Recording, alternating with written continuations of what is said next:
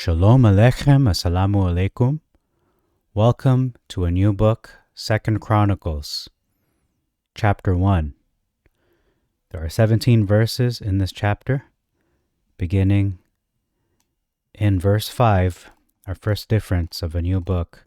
Actually, we're going to use the same background header that we've been using because Paralipomenon was known as one book, although it's divided into two. That is a newer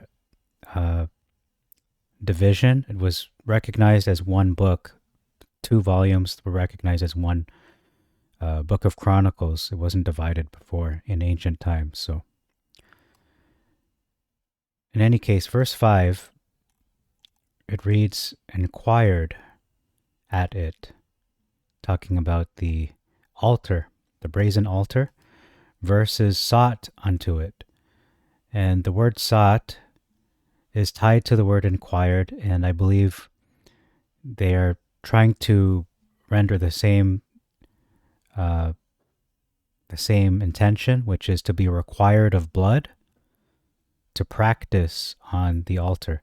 And we can see in the next verse, this was exactly what was intended. It says Solomon brought there, or victims there, to the brazen altar. So they used it, they practiced on it, they brought the blood that was required. So that was how they inquired or sought after the altar. In verse 8, we read Solomon speaking to Hashem, "Thou hast dealt very mercifully with my father David," versus "Thou hast showed great mercy." So he is dealt with David in a very merciful way versus just showing it. Now that can seem like a external, outward display, but to deal with someone means you treat them with respect. There's a relationship that exists. So we can see various definitions provided: to do, to make. It's very vague, so it can be rendered in so many different ways. This word showed. Verse 9, there's an omission of "I pray thee," so we can see Solomon is very polite, very respectful, reverential towards Hashem. Significant difference, our first one of this new book. It says, "Thy name. Let, I pray thee, thy name be established upon David my father," versus "thy promise." We can see the emphasis, the focus is on the name, Hashem, the name of the Elohim of Israel, which we know Yod-He, Waw-He, or Vav-He. Verse 10, a continuous difference of understanding versus knowledge. So what is the difference? Understanding is closer to the Hebrew word sekel, which means prudence, insight, understanding. Knowledge, however, is distinct from understanding. It's different because it's talking about knowledge, talking about thoughts, not so much knowing how to apply that knowledge, having the inner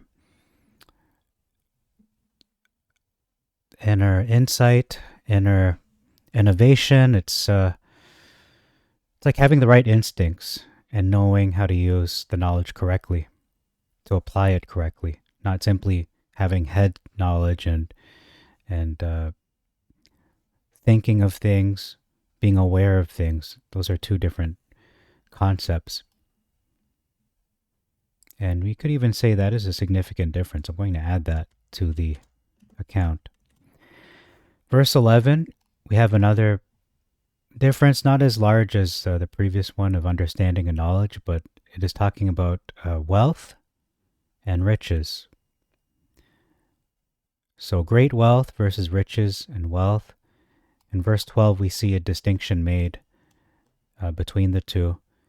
They are separated, in fact. So the word wealth in Hebrew is osher, which could mean fortune, wealth. To simplify it, it means it is a more general term, which means wealth. It is more vague. more of an umbrella term, whereas riches, the Hebrew nekech or nekes, perhaps nekech, I'm not sure. Anyway, it's spelled Nekec. When you anglicize it, it comes from the root to accumulate. So, yes, riches, treasures. And if we're going to be more specific, you can use examples such as gold, silver. So, to collect, to accumulate. Whereas, so that's riches, wealth is more of a general term. Possibly could include other things, not just physical wealth, perhaps even spiritual wealth, and even personal health, family, and things like that. Can branch out into other areas. So they are different. And go ahead to verse 16. We're almost done this chapter. It says, Solomon imported horses from Mizraim, Egypt, and the charge of the king's merchants for going was as follows, and they traded. So the word charge is translated as linen yarn in the Masoretic text. And this word in the Hebrew is actually mikveh, which means a collection, gathering, pools. So this leads me to believe that the word linen yarn is most likely a mistranslation. So if we apply or replace any of these other words with linen yarn or charge with these other alternative definitions, we can have, and the collection of the king's merchants for going was as follows, and they traded. That makes sense. So the gathering of the king's merchants for going was as follows. The pools, yeah, that one is doesn't make as much sense unless it's pooling money. As we know, mikveh, you may know mikveh means a baptismal tank, a pool where you would immerse yourself to be ritualistically clean for various reasons, according to Torah.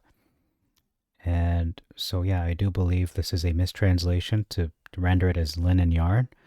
It's similar to how in the New Testament, the Brit Hadashah translates the word rope, I should say rope, not rope, camel, where it actually is closer to rope. So it says, the famous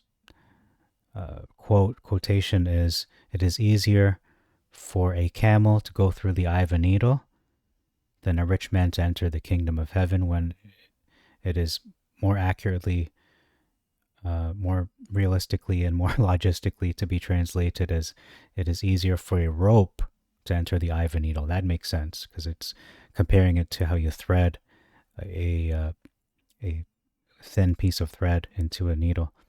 Why would you put a camel through? It doesn't make sense. It's like saying, why would I fly my toaster into Mars to gather branches from a rabbit's book? I don't know. It doesn't make any sense. Just something so random. So it doesn't make sense. It's illogical.